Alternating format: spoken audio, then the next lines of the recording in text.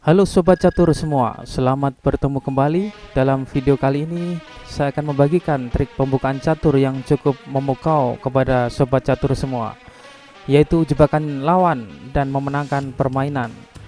Memang dalam permainan catur tidak selalu lawan mengikuti alur permainan yang kita harapkan, tapi diharapkan dengan semakin banyak kita mempelajari posisi-posisi jebakan, maka kita akan semakin familiar dengan banyak posisi dan tahu masing-masing seluk-beluk jebakan, dan ini akan menghemat waktu, terutama kalau kita bermain catur cepat.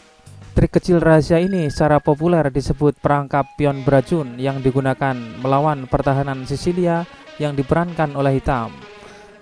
Saya akan menunjukkan langkah demi langkah berdasarkan strategi dasar serta ide di balik perangkap ini.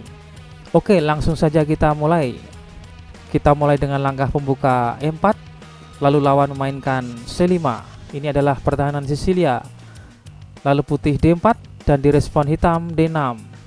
Putih melanjutkan D5. Ini adalah beberapa langkah pembuka yang sangat umum yang sering dilihat dalam pembukaan catur. Sekarang jika melihat diagonal terbuka ini, strategi yang jelas bagi hitam adalah menyerang. Oleh karena itu, langkah paling alami dari hitam adalah membawa keluar menteri dengan melakukan skak. Kemudian putih merespon dengan memblokir dengan gajah. Sekarang hitam tidak punya pilihan selain memindahkan menterinya. Sekali lagi, langkah paling alami hitam adalah memainkan menterinya ke B6 sambil menyerang pion B2 yang tidak terkawal. Bermain sebagai putih, kita tidak harus menyelamatkan pion B2 ini, dan kita akan mengorbankannya. Disitulah jebakannya. Putih akan bermain kuda C3 mengundang hitam untuk memukul pion B2, dan ini adalah pion beracun sesuai dengan tema video kali ini. Jika hitam jatuh dalam perangkap ini dengan memukul menteri kali B2, maka dari sini semua langkah akan dipaksa sehingga hitam tidak bisa lepas. Mari kita tunjukkan bagaimana caranya. Setelah menteri memakan pion beracun, maka putih bisa memainkan benteng B1 dan memaksa menteri pergi ke A3. Ini adalah satu-satunya kotak aman yang tersisa. Maka putih bisa bermain kuda B5, tidak hanya menyerang menteri, tapi juga mengancam dengan skak ke C7 dan menggarpu benteng. Hitam harus menyelamatkan menterinya. Ia tidak punya pilihan lain. Menteri tidak bisa pergi lewat jalur ini karena tidak ada petak yang aman. Menteri tidak dapat ke B4 dan A5 karena ada gajah. Ia tidak dapat pergi ke A6 karena kuda ke C7 dapat menggarpunya. Jadi hitam pada dasarnya hanya memiliki dua opsi, memukul pion A2 atau pindah ke A4. Jika menteri mengambil pion A2, maka putih dapat memainkan benteng A1.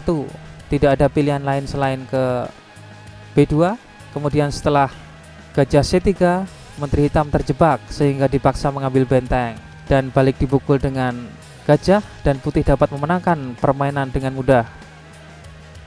Jadi mengambil pion ke A2 adalah sebuah opsi yang buruk.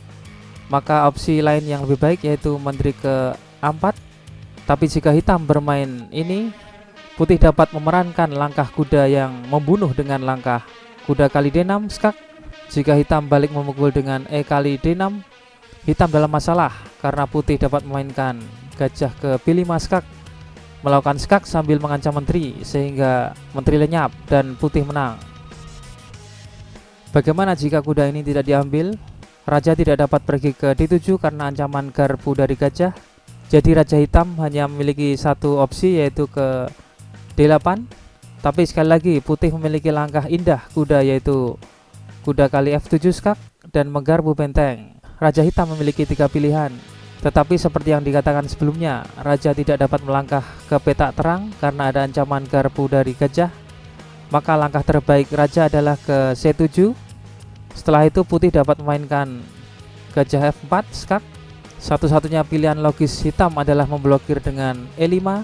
Tetapi ini tidak akan lebih baik karena putih tetap memainkan memukul secara en passant, kembali melakukan skak, dan bahkan mengaktifkan menteri putih untuk menyerang melalui lajur terbuka D. Sekarang hitam dibiarkan tanpa opsi. Lajur B diblokir oleh benteng dan lajur D diblokir oleh menteri. Jika hitam memblokir dengan gajah, maka akan mat dengan menteri ke D6. Jika raja lari ke C6, maka kuda ke D8 adalah skakmat. Beginilah trik dan jebakan ini bekerja. Sekarang bagaimana jika sobat catur semua bermain sebagai hitam? Menurut saya kesalahan terbesar hitam adalah pada pembukaan. Di posisi ini hitam tidak boleh bermain D6. Jika hitam tidak ingin memukul, dia bisa bermain dengan B6 sebagai gantinya. Dengan cara ini dia tidak hanya mendukung C5, tetapi juga membuka diagonal gajahnya untuk menyerang pusat. Pemain yang sudah berpengalaman biasanya akan memainkan B6 untuk menghindari jebakan ini. Tapi kita masih banyak melihat pemain jatuh dalam perangkap ini. Jadi sering-seringlah menggunakan trik ini supaya lebih familiar dalam posisi semacam ini. Oke, sekian dulu video kali ini. Semoga bermanfaat dan selamat berlatih. Dan sampai jumpa di video selanjutnya.